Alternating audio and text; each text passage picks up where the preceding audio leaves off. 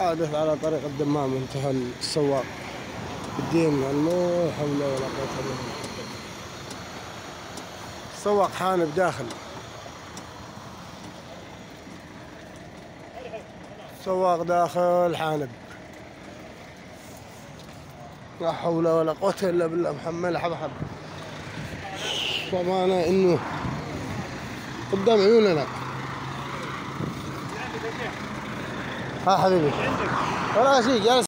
السلام عليكم ورحمة الله وبركاته. شوفوا نهاية السرعة وين تؤدي إلى التهلكة. هذا حادث الآن طريق عدو، الآن الساعة 2 إلى 5 دقائق، الآن عدو وقع داخل السعودية ديالنا حبحب بسبب السرعة. لحد الآن ما قدروش يخرجوا السواق، والله ما قدروا لحد الآن يخرجوا السواق.